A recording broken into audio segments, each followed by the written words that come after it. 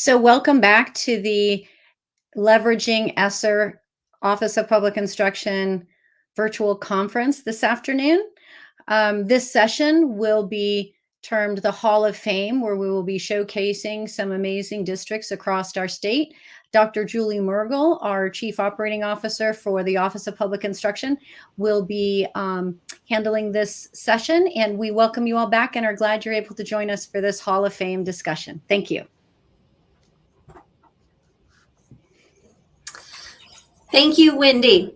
I'd first like to welcome and bring forward our panelists onto the screen as we'll be having a panel discussion today about the stories and successes and challenge of Esser Funding.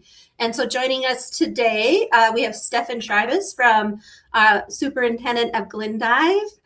Good afternoon, Stefan. Good afternoon, Julie. Thanks for having me. Absolutely. Also joining us out of Great Falls, Lance Boyd. Good afternoon, Julie. How are you? I'm doing great. How about yourself? I'm doing well. It's good to see you. And also joining us from Superior is Scott Kinney. Hi, Julie. It's good to see you. So I would like you to just kind of each of you just kind of share the role that you play in your districts really quick. And then we're going to jump right into the questions, if that sounds good to the three of you. Okay, Stefan, over to you. Quick introduction, the role in Glendive. Yeah, so again, my name's Stefan Schreibes. I'm the superintendent in Glendive, Montana. We have a school district, about 1,200 students is the size of it. And just really looking forward to this panel. So. Thank you, Stefan. We're glad to have the east side of the state here with us today. Lance? Lance Boyd, Executive Director for Student Achievement here in Great Falls. I am one of 3 executive directors. We had a little bit of leadership structure change. I facilitate everything on the federal program side, as well as facilitation of all of our central schools here in Great Falls. And I am the guy that's been managing Esser for the last 2 years. Excellent. Thanks, Lance. And Scott, over to you. I'm Scott Kinney, the Superintendent of Schools in Superior. I also serve as our district's network technologist. And this has been really insightful today. I appreciate the opportunity to sit in and listen. All right, so we're going to go with the first question. And this first question, I'm going to have each of you please respond to that question. I'm actually going to go to Scott first. So Scott, the first question for you is, what gains have been a pleasant surprise in using Esser funds? Well, I guess the overarching gain is simply looking at school as a new opportunity or a new paradigm, that we don't do anything the way that we did prior to COVID, that there's been a tremendous amount of innovation, whether it's offering programming on or off campus. We've done a lot of facilities upgrade and I suppose just mitigation to keep our facilities as safe as possible. And the cooperation that we have from our school board and our parent community has been overwhelming and really supportive. Scott, I like that last part. I mean, I think that stakeholder engagement piece has been so vital. So it's really, I'm happy to hear that. Lance, over to you. What gains have been a pleasant surprise with Esser funding? I would agree a lot with Scott when we look at innovation. These funds have allowed us to do some things that we probably wouldn't have been able to do pre-pandemic to offer supports for our students and their families. On that side of it, I would say some of the other things has been able to engage those stakeholder groups and give them opportunities to see how and why our dollars are being spent in a very good manner that allows for good student achievement, student engagement, and also parent engagement on that side of it. I think those have been pleasant surprises as we've gone around enlisting the support of our families and of our school board. Stefan, over to you. What's been a pleasant surprise from the use of Esser funds? Yeah, I think, well, as a superintendent, going from someone who's probably one of the more influential people in town to one of the more not liked there's a lot of negatives towards COVID. And so I really appreciate this question, because there was a lot of positives that have come of this. And I think it's all in how we look at it. So for Glendive, we really like the flexibilities that have come from COVID. I think education is starting to see things differently, that, maybe everyone's situation is not as simple as, put them in a desk and just teach that way. And so it's allowed for us to do different things. So the money has been very helpful for us in the flexibilities that is also given to us. It helped us create a structure. We're in a hybrid 4-day schedule that we get to focus on our students who are non-proficient, and we've been able to try to use some of that money to help us continue down that road. Facilities mitigation is also something that we have had to spend a lot of money on, and some that, and I'm sure I'll get into this later, but some that we're trying to save and not spend too much, because knowing that we might have to do more later. So, and then the supports for our students has been something that, just like Lance said, we wouldn't have probably been able to do. So being able to be more thoughtful and understanding how we can help better support our staff and our students has been really helpful. And just the most exciting thing is things that are coming that we haven't spent the money on, that we're planning on in terms of curriculum, and also things that we wouldn't have probably been looking at but are able to now. All right. Thank you, guys. It is important to kind of focus on maybe what were some of the learnings or the good surprises that have come through some of the challenges. So I think in terms of, like, you guys have each kind of talked about some flexibilities or innovations that you've done that have led to some gains. Can you go a little bit more in detail around what student or community specific gains you've seen as a result of the use of these Esser dollars, and kind of take it down just even a little bit more in detail? Lance, I'm going to go to you first. Okay, yeah, so I can speak specifically to 2 programs that we're very proud of here in Great Falls. And our first one revolves around student mental health. So we used some of our Esser dollars as seed money to be able to hire licensed LCPCs here in Great Falls, and licensed LCSWs, to be able to support all of our schools and support our children as they exited from COVID and those pandemic restrictions that may have been coming back with a lot of anxiety or depression, fear of re-entering into school. And we've brought that team of 6 on. We found great success with it here last year in Great Falls, serving over 400 kids over the course of the school year, to re-engage them and get them back into a sense of well-being, where they felt like they were a part of their community once again, a part of that learning environment, and found some really good student success in those things that then also paid off into the world of student achievement, because you really can't hit student achievement until you've hit the bottom triangle in Maslow's hierarchy and make sure that they're safe and secure on that side of it. The other big component is, when we look at student mental health, has been the warm reception that we've gotten from our families. No longer are they having to come check their student out of school to maybe go to an appointment and not get them back for 2 or 3 hours. We're there to provide that support in real time in the school, and then allows them to get an appointment with maybe an outside therapist at a later time to be able to work on things that are outside of the school structure that we might not want to touch or talk about on that side.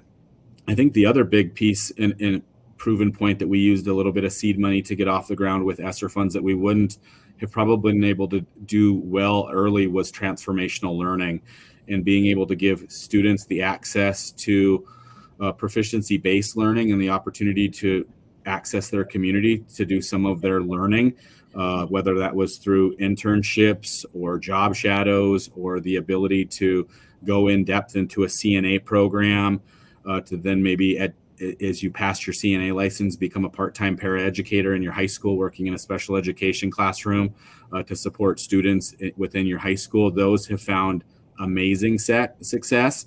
And it really has just allowed our community to see that not are we just using these as one-time only monies, we're using these as monies and then trying to find pathways to extend these programs long-term for success here in Great Falls. So Lance, I really, that was really great. 2 examples of really providing more mental health support to the students, and both, it sounds like, families have benefited from, and students in the school community. And then just hearing a little bit about more taking opportunities for students to demonstrate proficiency, maybe through some other mechanisms like internships, and being able to have some of those work-based learning experiences to demonstrate that proficiency. So those are 2 wonderful, innovative examples. So Stefan, over to you. What student or community gains have occurred with these funds in particular that you're thinking about? Yeah, so ours kind of centers around what Lance talked about as well, with mental health and social emotional learning. I think that's been something that we've been pretty passionate about here. Maslow before Bloom's. COVID really showed us even more so how difficult it is for students to come and learn when some of their needs are not being met in a variety of different ways. I mean, I think COVID showed us that there was people on both sides of what they felt like with COVID, but all of them brought in anxieties that, either was there and got intensified, or, was something new that they were dealing with. So I think that mental health piece was something that we really tried to focus on, and trying to allow for students to be able to have the coping skills to deal with what was going on around them. And so we really focused on trying to get an SEL coordinator who we contracted with to try to help build up our SEL resources to for not only our students, but our staff, and then also parents. And so we have a program called Train Them Up Right, where we have access to stuff for parents to where they can help out their students. That was a really big benefit. We way more training than we ever have with our staff in terms of that, but then also for what we can provide for our students. And that's been something that we brought in, was something called Squabbles, that basically in a fun way teach kids how to cope with the things that they're dealing with, centered around a lot of towards bullying, but it's the same coping skills to deal with any hard thing in your life with what ends up happening. And so we put a lot of effort into that, because we knew how important it was even before COVID, but we knew how important it was even more so after we were dealing with this and seeing the big needs for our students.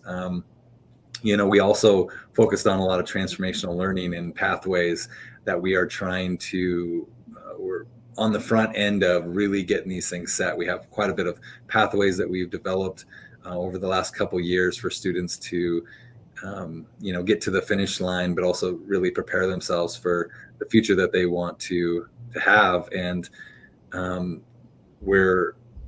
the plans are to take that and just use it as a springboard to really move forward, because we also have a proficiency model that we have in our district to also provide for a lot of other flexibilities to allow for student innovation to be a part of where they want to go and how they want to learn. And so we're really excited about, moving forward and what else we're going to be using these monies for. Excellent. Thank you. I'm just, it's just really exciting to think about what you guys have done to really see what these funds can do, and then really kind of go deep with it. So it's really, I think is exciting to see these funds that you can be kind of innovative and start to build some of that programming and think about some of those sustainable models even after the funding goes away. So Scott, I'm going to come over to you over in Superior, thinking about just particular family or student gains or community gains as a result of these dollars. I think it's the word that comes to mind the most is leverage. That these funds have provided leverage for us to do things in a new and different way. And the exciting thing is some of it is brand new, but some of it also is a continuation of the effort that we've been making for probably the past 7 years. For example, in 2015, we started a welding certification program where our industrial technology kids can sit and test for American Welding Society card. And we have a guest faculty from Flathead Valley Community College that comes down for 2 days and they run the tests. We also pair that with trainers from the Montana Department of Labor, and they also come to Superior and spend 2 days testing our kids for OSHA cards So when they're 18 years of age, they can actually leave our community and they can walk on a job site and get hired to a really well-paying job. And it's all because we were able to prime the pump. They didn't need to look for that training opportunity in trade school or junior college. And so I'm really proud of that, but that's work that's been going on. But now we're starting to grow those CT opportunities, CNA program with our local hospital. We've been in talks with our local sheriff's department, because I think EMS services is a need statewide, and certainly the opportunity, all of our kids can already test for American Red Cross cards, as well as American Heart Association with CPR and AED training, but then to level that up and for kids to get to experience ride-alongs, and that they work through the phlebotomy lab at the hospital, but just to see what's out there. And our focus is in what we call year 13. We want kids to have as many avenues available to them for them to explore. And the more time that we spend in kind of our own community college model, we expose those kids to dual enrollment credit for things that they're truly interested in. It's not just the conventional 8 to 4 school day. It's finding kids where they live, what they're interested in, getting their parents in. It also helps tie those scholarship opportunities for kids outside of school as well. And so again, it's this whole, the silver lining in this whole miasma of yuck has essentially just been looking for opportunities. And we tell our staff all the time, don't be afraid to dream. If there's a good idea, we want to hear it. And we never say no way. Primarily, we just say, well, how would we do that? So Scott, I just think about a couple of key words that you're talking about. It is about leveraging these funds to provide more opportunities for our Montana students. So I think that's pretty incredible, as you said, in terms of what's the silver lining, what has it brought us? If that's what it's brought us, that's a pretty good place to be. We'll go to the next question. We're going to look at some challenges. And Stefan, I'm going to come up to you. What have been your biggest two challenges? Just biggest two challenges you have faced with this whole Esser funding? Yeah, so I think the biggest right away, the thing that that probably would lump both of them into one, because it's such a big, it surpasses everything else, is just how quickly things still are shifting. I think that was at the very beginning. That's what was really difficult, was even trying to give information to your community. Things would change so quickly, and information would be different. By the time you said it, it was already changed. And I thought that would get better, but it's still changing very quickly. I see the needs that we originally applied for the Esser funds. Some of those things we did go down that road, and some things had to shift because of the needs that we started seeing from when we started doing our needs assessments and so forth. And so we really had to shift gears. And so we're going to be going back and amending some of our stuff to do that. And I think that's been the biggest challenge, I think, with this, which is a really good challenge, because you have this money to be able to do that. Not all the times do we have this. The need is there, but sometimes you are trying to figure out how to get the money. And so having that money, I think, has been a really nice thing because of how quickly things are changing. I think the other challenge for us has been just there's so many needs that we need, and really kind of focusing and putting this to, okay, what is the items that are going to be the biggest bang for our buck here, and use these very efficiently and effectively for the good of our students here. And I think those are probably the biggest challenges that we've faced, and we're continuing to work on, and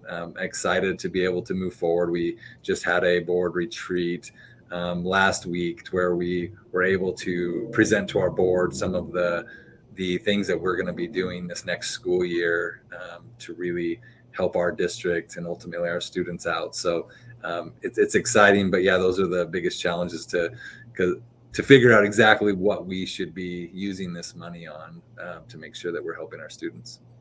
Yeah, I think, Stefan, you just bring up a couple of really good points. I know the team here with Wendy and Rebecca and Mindy, they've been working diligently with many of our school district leaders on just amending the e-grants, because they are trying to figure out and respond in real time, while also trying to balance what are the priorities, what do we want to use this money for, that's going to get us the biggest bang for our buck, if you will. So I think that those have been some important, I know, earlier sessions, as well as just even how to go through that process, because we're finding that it is very nimble and it needs to be, and people are having to make changes as maybe the needs do change.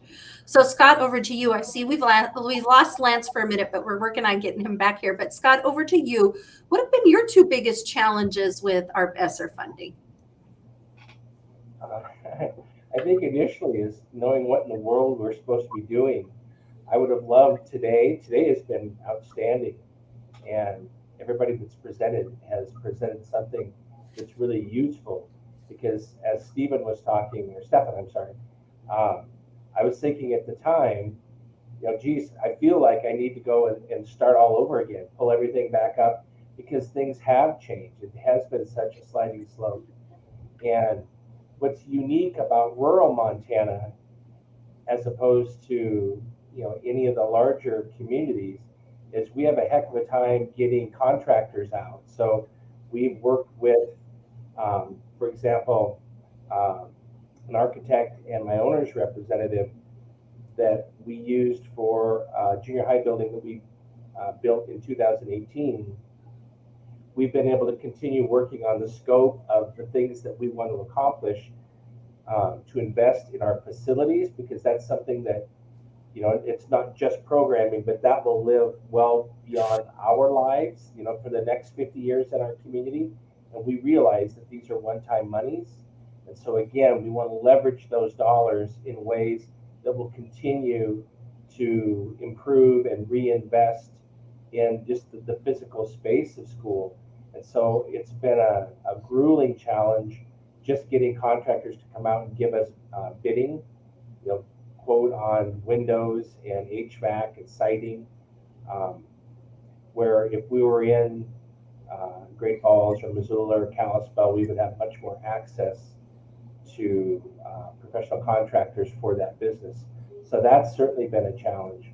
And again, the other piece of any superintendent's life that really is the pits is just all the state and federal accountability paperwork. It has increased. This is my 30th year in public education, and you think the longer the tooth you are in the job, it should get easier and easier, and that piece of this continues to get more complicated. So it's kind of oxymoronic, but things like opportunities like today really help. And I do think, I can't speak for Lance and Stefan, but I know that our administrative cohorts in our regions have been tremendous. And Julie, you sit in ours in Western Mass, because we do essentially what we've been doing all day today, is we sit down and we share successes and failures, and we think collectively together. And it's probably been the best use of my time driving to Missoula and meeting for a couple hours once a month, because there is absolutely no value in reinventing the wheel if someone already has a wheel that runs pretty quick. Thanks, Scott. I think just emphasizing that when we're going through challenges, right, go with the team of people. You can make all the difference in the world. Absolutely.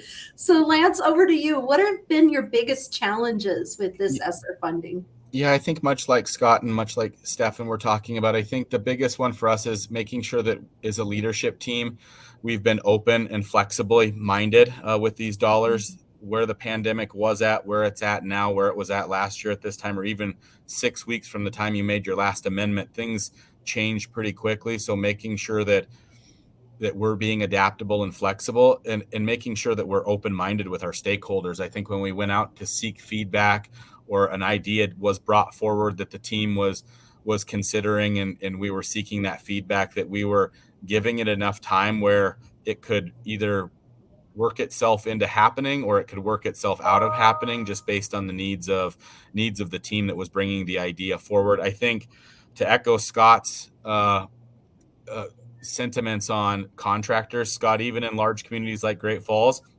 we have struggled to get bids, or struggled to be able to even get projects off the ground when we're looking at HVAC systems or windows, fresh air circulations, and those side of things. And so was thankful that the infrastructure side of Esser was extended. But I think just being able to have learning opportunities like this and sharing ideas has been our biggest piece. I'm always reaching out to somebody on the phone that has something else going on in another community, saying, how did you do this? How is it working? Is it worth me going down this pathway one way or the other? So I think it's very good. Thanks, Lance. I do think it has been very challenging when we think about the construction, just even getting the bids and getting the, just even those pieces in, and just the shipping of materials and the amount of time that the clock might be ticking, right, to actually get some of those construction projects done. So I do think that is a challenge that we've heard quite a bit from across the state. I'm going to go to one more question for this crew, and then I do want to open it up to any of our audience to kind of ask any questions that they might have of you three. So how have you communicated the Esser benefits and requirements to the public, your families, the communities, and your stakeholders? Lance, I'm going to go first with you. Yeah, we've done some pretty innovative things, and things that we didn't necessarily probably thought we'd ever get into. So probably one of the funnest opportunities we've had is this year we did a Citizens Academy here in Great Falls, where citizens could apply to be a part of getting to know GFPS 101 on that side of it. And I had a whole night, 3 hours, that was all around Esser, that really just took it from where we were at with the beginning of the pandemic, what funds came available, how did we spend those monies, who are we talking to, bringing all of those pieces, and then asking that group that was 27 to 30 people strong, what are your thoughts on this? What do you think about this? And being able to get that feedback, that was good.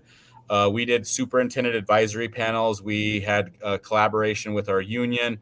We had collaboration with our PTAs and parent organizations, where surveys and things would go out. Questions would go out to groups to elicit feedback. We had listening sessions and work sessions prior to board meetings, where we could get a large amount of community feedback on that side of it. And as things have gone on, the amount of feedback coming in has kind of tailed off a little bit. We are still trying to elicit it, but the comments that we keep getting are that we trust you, we know you're spending it right, and the impact is for kids and for teachers, and it's trying to make our community better as a whole. So that's hugely positive as well. Thanks, Lance. So over to you, Scott, when your community asks, what have you done with the money? So we start out each year, if you feed them in Superior, they will come. So we have a picnic right before school starts, and I do a state of the school address. And so it's a Q&A with our stakeholders in our community. And then we also have a school improvement committee that is the head. We take the heads of all of our other individual teacher staff committees, and then the administration, we sit to the side. All we do is facilitate conversation, and then we let ideas bubble up organically, and we meet every single month, and this Esser is always a part of that discussion to get feedback from people that are actually in the trenches. What do we need? What do we want? What are we trying to achieve? And again, our focus is certainly kid-centric, but it's, again, looking at year 13. Are our primary kids, are we putting them on the right path so they're ready for year 13? So trying to be really deliberate and prescriptive about what we want to achieve. And, we get really, really good feedback from the staff and the community that does participate. Granted, we talk about Esser in every one of our board meetings. And the other thing that we did, and it's certainly not unique, but I have 2 uber tech savvy principals, and we use a school messaging platform called Apogee. And within Apogee, they have the piece of Apogee that's really exciting. It's called Thrill Share. And in Thrill Share, it provides the opportunity for all the licensed users that have the appropriate authority. They can post anything and everything in real time, and it exploits all the social media connections as well as phone and email. And so you download an app on your smartphone, and then you literally get a blast every single time something's going on at school. And so it's pushed parent engagement through the roof. And the cool thing, the most awesome thing about it is it doesn't require any heavy lifting, because it used to be if you had a WordPress site, you either had to have a digital content editor or somebody who had a significant amount of time every day or every week, and it was never ever in real time. And so through the use of ThrillShare, again, we're able to exploit social media, which everybody's so very used to going to their phones for intel. And then anytime that we have a club meeting, or we have a sports event, or we have a committee meeting, or whatever it is that we want to share, it's just a click to push that out in real time. And that's been a game changer. That's been a significant competitive advantage in the world of education, I think. Great use of technology. Stefan, how are you communicating out with your families and your community about Esser funding? Absolutely. I mean, there's so many ways that we have been doing this. I mean, most of these have been mentioned already, board meetings, surveys. We've had a lot of surveys, I think. Surveys are great, also comes with its own challenges, but we've been doing that. I think right away it was really difficult because we wanted to have in-person meetings. I mean, to me, those are the best ways to do that, not being able to do that. So we really shifted to a platform like this, right? So where we were able to, stream our board meetings, try to get people involved that way. We no longer stream our meetings, but we do record them. That was not something that we did before, so that people can do that and we can post that and get that information out. Along with Scott, we also have Aptogee, and it is a really good platform to be able to get information out there to all of your different platforms.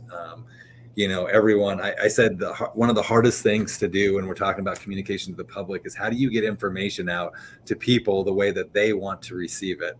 And it's just like teaching, right? So every student learns differently. Every parent community member wants their information differently. So we've used, the newspaper, we've used a lot of different avenues. I'm actually set up I have a green screen behind me, and I have a mobile cart that I thought about and said, hey, we need a mobile cart where I can take this anywhere, into a board meeting. I can have it in my office. So for something like this, I can wheel it into the auditorium, the cafeteria, where we could do this, where I have a camera, I have computer screens, I have microphones, I have the whole setup on one cart. And so I had my tech guys get to work, and they created this thing because we couldn't find one out there. And so I literally just, from our boardroom, wheeled this thing into here to set up for this. And that allows for us to now, I can literally have an open forum, hybrid, virtual and in-person meeting any place I want to, as long as I can get this cart wheeled there. And so that's been a game changer for us. It's just allowed for more access to our board meetings, to other events that we're having. I think just getting information out. We've tried something that we've never really done before is newsletters. As simple as that. That wasn't something that we did before, and I wasn't sure how it was going to be received. But it was really well received. I really thought we were going to get a lot of backlash from it, but because COVID wasn't the greatest for our school district and in our community, we did not have a whole lot of public support for us. So I wasn't sure how that was going to be seen, but it really was. We had 2 paper ones, and then we ended up having a lot of electronic ones that went out just to try to promote not only the things that we were doing in these type of areas, right, but also the positive things that were happening in our buildings. And so not just using social media as that only platform. And so, with this, we've been pretty strategic about trying to figure out, okay, we knew other things were going to be coming, so we didn't want to spend too much money right away. So I'm more excited about what's going to come. And so we have a pretty good plan for how we're going to continue and even get more engagement. I love listening to Lance and some of the things that, they're doing in Great Falls, which gave me a couple ideas of stuff that we were already going to try, but it sounded way better when he said it. But one of the initiatives that we're going to be starting is, I started this pre-COVID and then it kind of went away, but we're going to start it again called Stronger Together, where we're going to be opening up more so to our community so we can do some of the same things that Lance and Scott talked about, where we're trying to just provide ourselves there for people to come and talk to. And I think that's the thing I'm most excited about. We're also going to be starting every year a report to the community, and that's going to go out. We are still working on it for this school year, and we're going to hope to get that out here pretty soon, just showing our data, some of the things that we've been doing, what our plans are for the future. And so I think that's one of the things I think COVID has really shown us here is how much more we can be engaged with our community. There are so many different ways that we can do that. I think there's always going to be debate on what is the right way to do it, but the main thing is doing it and making sure that you're being very conscious of how you're doing it. So, well, I really appreciate the image of the cart. That's really, whatever it takes, right? To connect people into the space and to be in conversation with our community is really important. And I think that you guys will be continuing to do those great efforts that you've built as you go through the remainder of this Esser funding, as we really connect it to the impact that it has on our students. So those are really wonderful things. So I do want to open it up to the group and see if we get any questions in the chat. So any of our audience members, if you have any particular questions that you would like to ask the group before we close out, we would love to take those.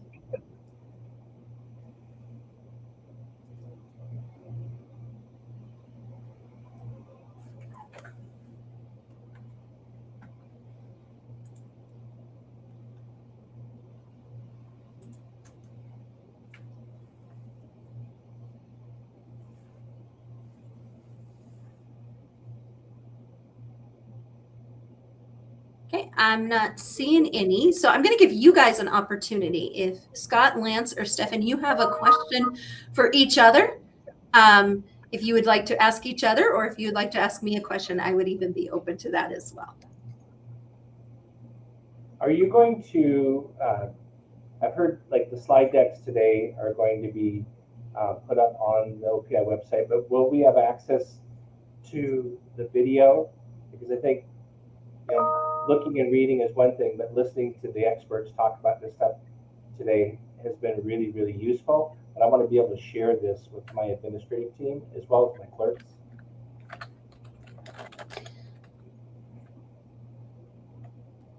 So Wendy's going to come on and answer that question directly for you, Scott.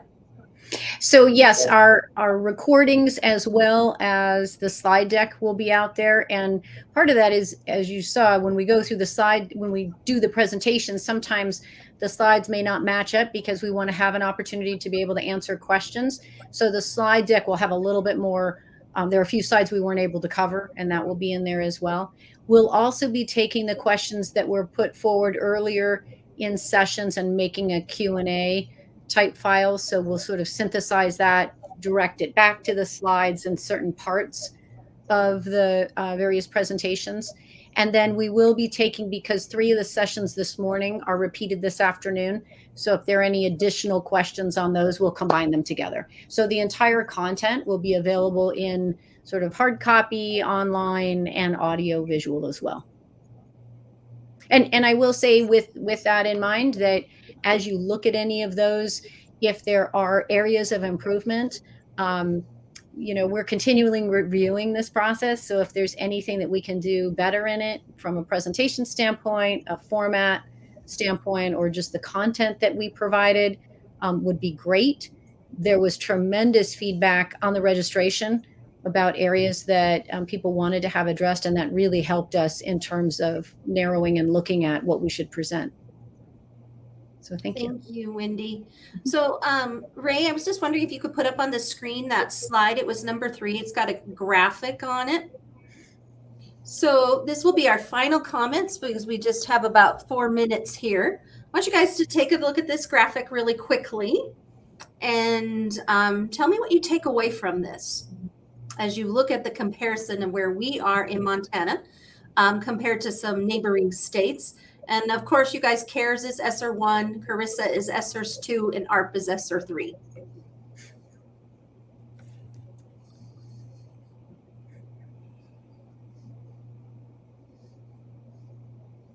Scott, over to you. What do you take from this slide?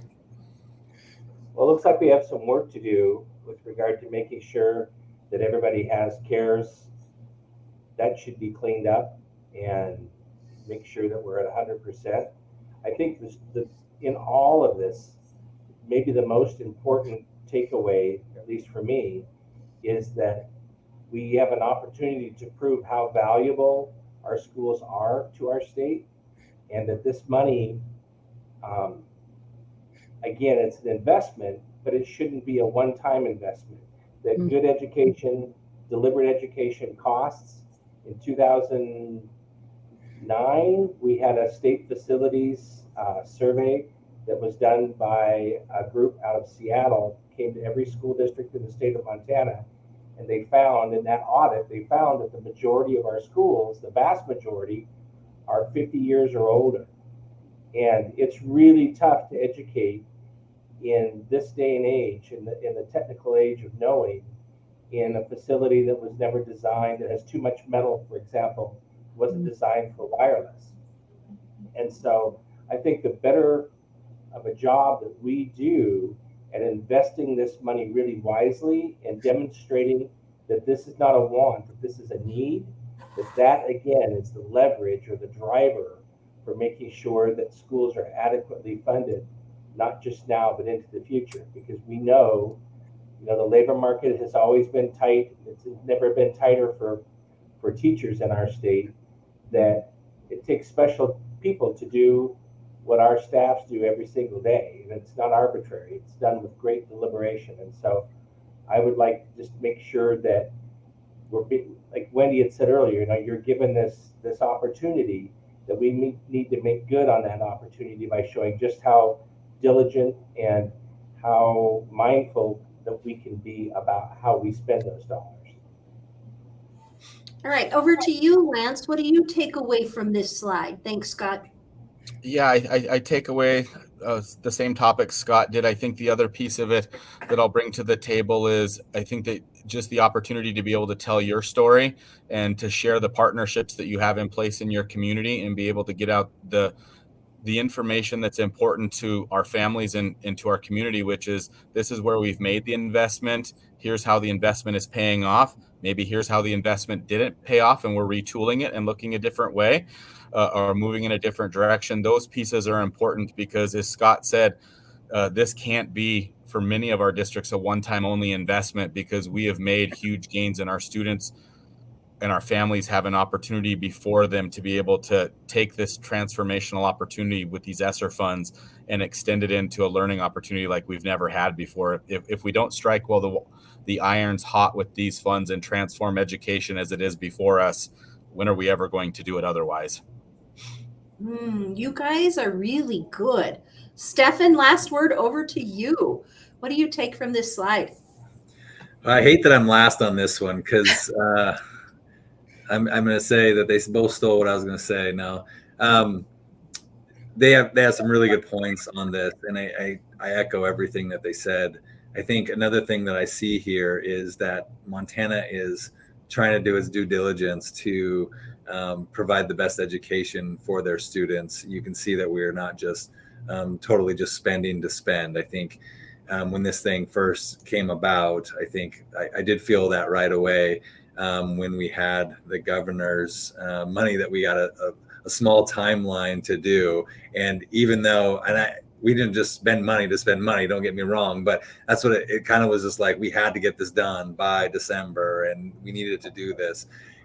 it's been nice to be able to have a longer timeline so we could adjust and we could do things a little bit differently. And I think that's probably why we see the 87% in Montana on the CARES is still people trying to do that.